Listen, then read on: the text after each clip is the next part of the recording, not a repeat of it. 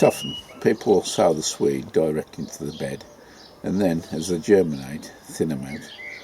I've tried that in the past and sometimes I get too many gaps, so for me the safest way is to sow individual seeds into the cell trays. This soil's a bit dry, so I'm just going to give it a little watering with a watering can and then we'll sort the stations out. The seed is a reasonable size, so it's quite easy to sow one seed in each cell.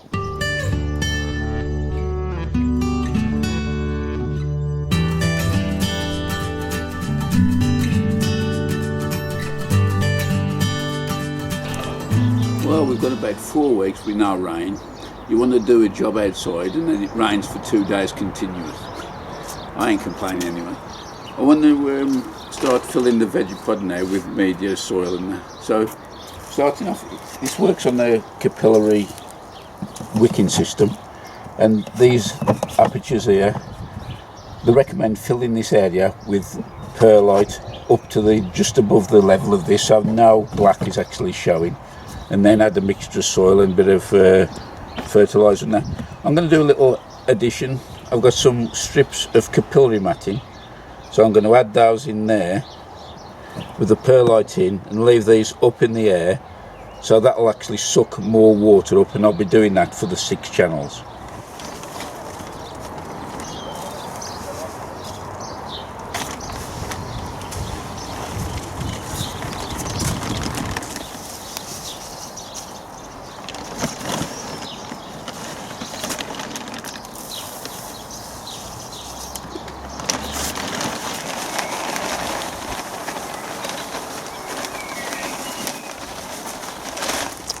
So that's the base covered with perlite. I'm now going to do a little soil mix of compost, perlite and some 6x manure. For the first 4 to 6 inches of the pod, I'm going to use a mixture. I've got some perlite in here. I can add a few handfuls of 6x. And then I've got this Bathgate, it's called Champions Blend compost.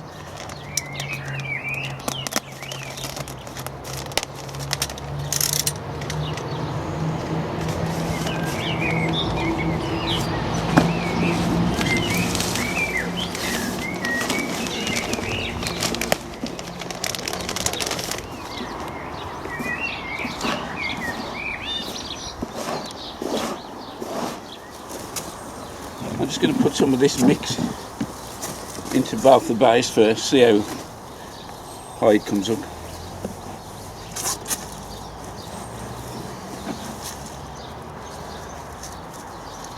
Not very high, but so I wanted to do another one, but that'll be a starter.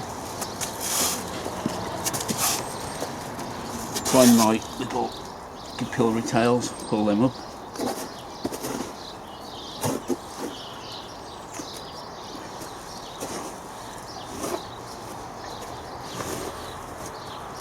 That's worked out just about right with the capillary matting, so it'll actually bring the water up and put it across the width of the pod.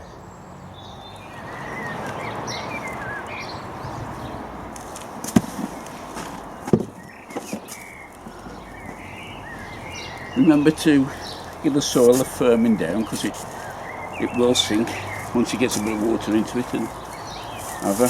So, you know, push it down into the trays. What we want to do is actually fill it up as close as we can to the rim, get the maximum depth.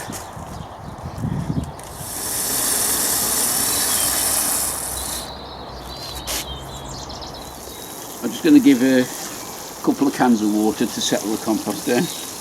Probably have to top it up just a little bit, but not much, because I have firmed it fairly well. I'm about to do my first sowing in the Vegepod. Just do a few simple salad crops first and then I'll move on from there. First thing in is going to be the French breakfast radish. I've done a drill. I'm just going to broadcast a few seeds right the way along. Next I'm going to sow some Japanese bunching onions. These are called ishikura. Just a little pinch of a few seeds in each hole.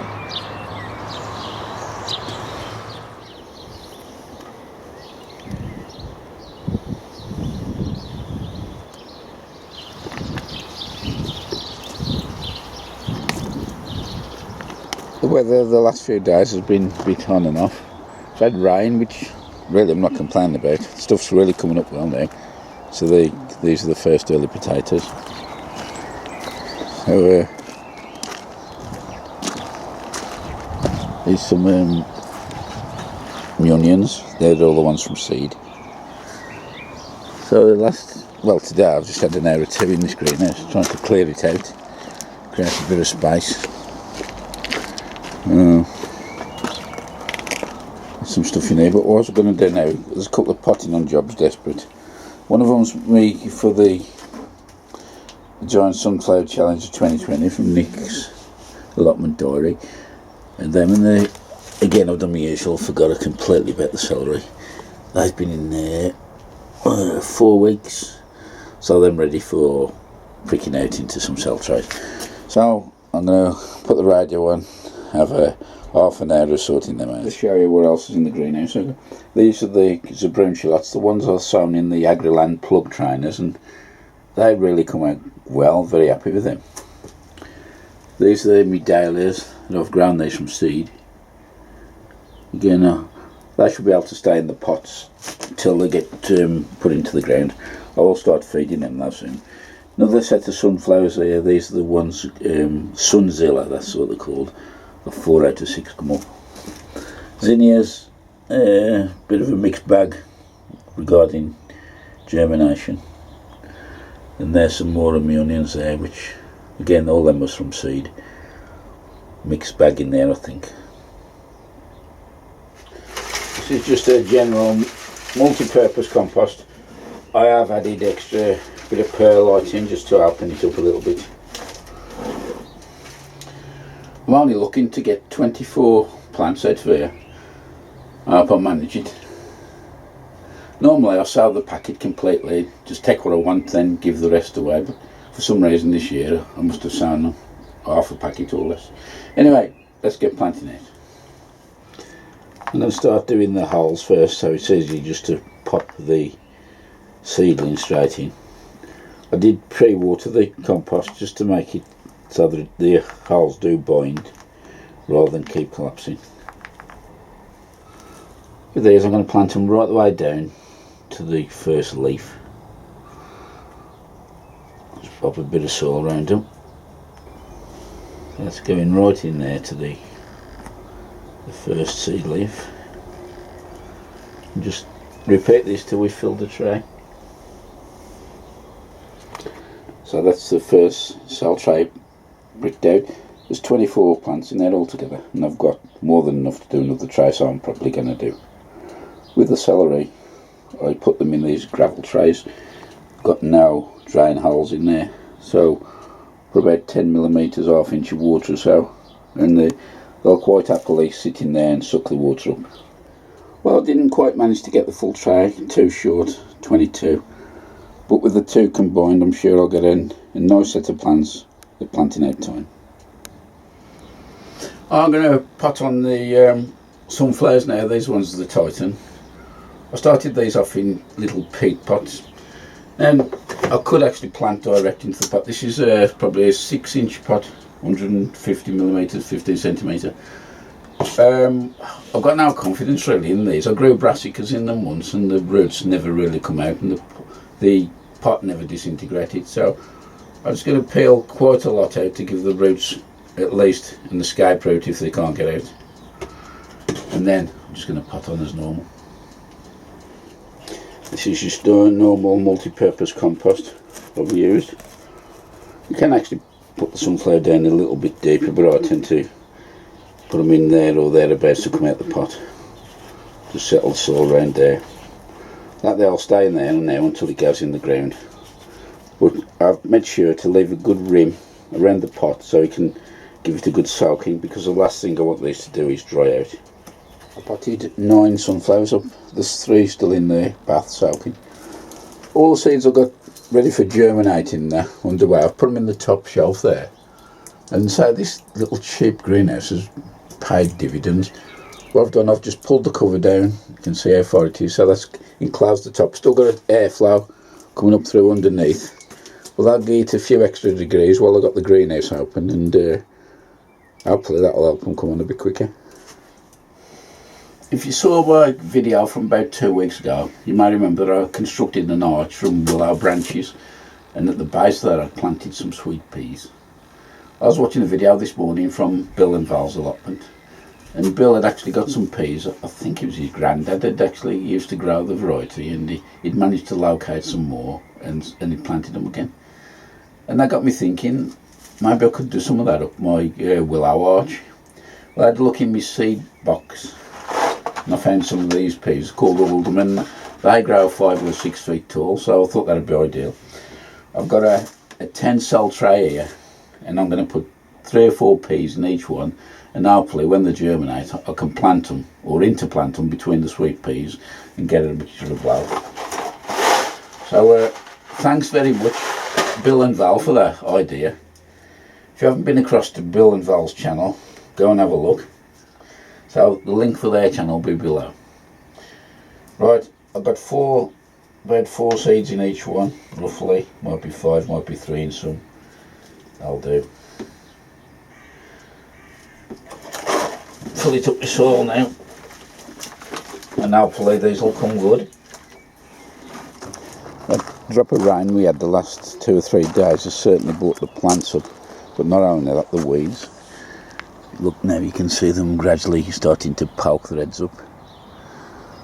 So 30 seconds now with the hoe will save you quite a few hours in the next couple of weeks. I think it's about time to get the first lot of peas out. I've just scraped a little channel into the bed there, and these are the peas ready to go out. I've sown them a lot thinner than I usually do in the gutters, so I'll see how they go this year.